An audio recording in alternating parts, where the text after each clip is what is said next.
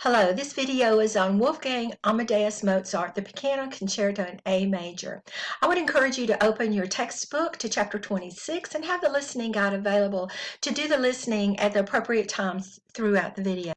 Mozart was a gifted composer and pianist. He often used his piano skills and his composing skills to earn money. In fact, that's the only way he made most of his money.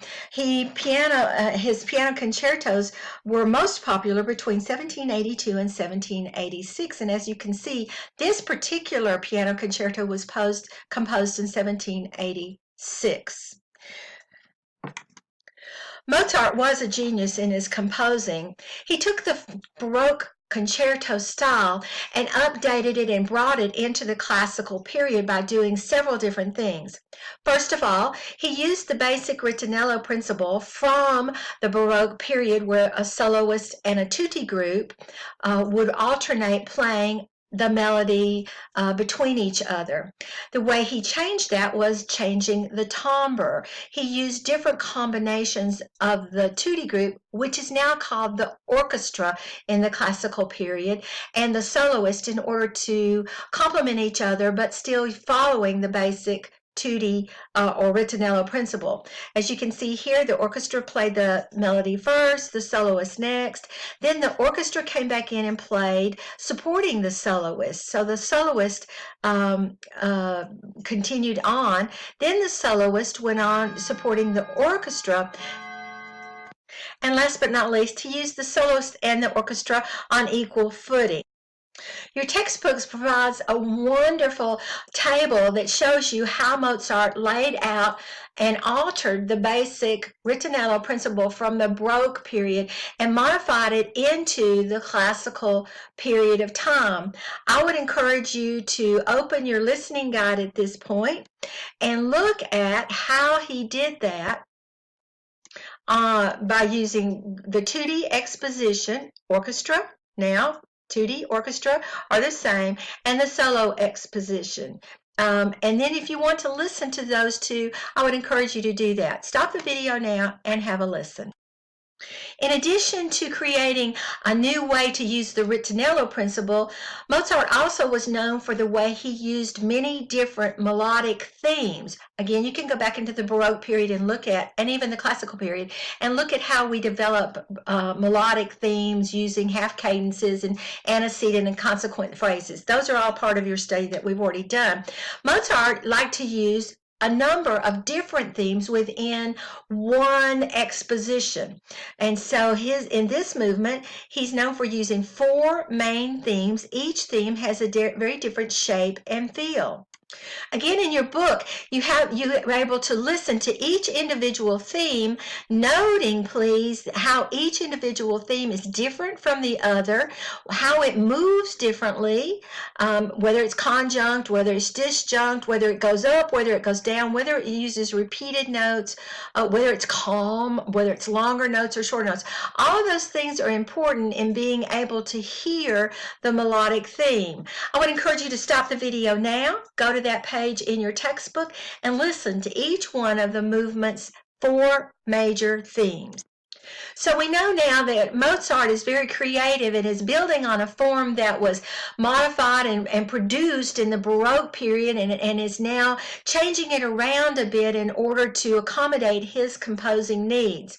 One of the ways that he continued to modify the concerto form was what's called the double exposition. If you will remember, exposition comes from the sonata form that we studied last week. The sonata form has 3 major parts. It has the exposition, which is exposing the theme, the development, which develops the theme and changes it around, and finally the recapitulation. And we know that in the exposition part of it, there is always a modulation that returns to the home key at the end of the form. So sonata form is guiding a ritornello principle. They both come clashing together in Mozart's particular piece of music, the piano concerto. Once again, in the Pearson book, you have a table that helps you see how the sonata form, which is this column, compares to the concerto form of double exposition that Mozart uses. You only have one exposition, which is developing the theme, and then in this one you have two different expositions. One time where the orchestra plays all four of the major melodic themes that we just looked at, and then the second time where the soloist on the piano plays all four of the melodic themes just as they were presented in the orchestra part, but now only on the piano. I would encourage you, please, to stop after reading through this table and listen to your listening guide once again to see how that will be able to help you understand the double exposition and the themes that are used. Okay. One more thing that has become standard in the cadenza in the classical period that was not in the Baroque period. One more thing that has become standard in the double exposition concerto form, or in any concerto form for that matter, is now the cadenza. The cadenza is a moment in time toward the end of the concerto where the soloist gets a chance to show off his or her skills.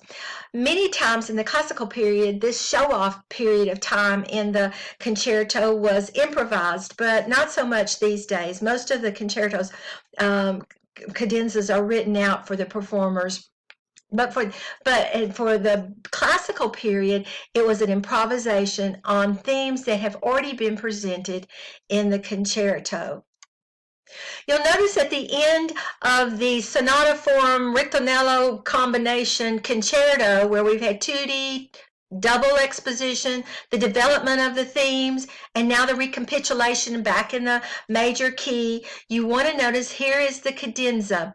Please stop the video now and listen to the cadenza, and note that at the end of the cadenza, the soloist plays what's called a trill, where two notes are played together very rapidly, and they indicate or are the signal to the conductor and the orchestra that the cadenza is coming to an end and they need to be prepared to play the coda.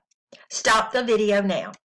Make sure you take time to read a little bit about Mozart from the Pearson. Here's some basic information that you might need to know yourself. You will need to remember concerto is now in the classical period very different from the concerto in the Baroque period, but the differences are built on the foundation of the concerto in the Baroque period. In order to respond to this video, you need to now go into your Pearson, your e-learning. Go into your class module, choose assessments, choose discussions, move down to the Part 4 forum, and choose response to Part 1 video for October 28. Please make sure to do this before you move on to the Part 2 video.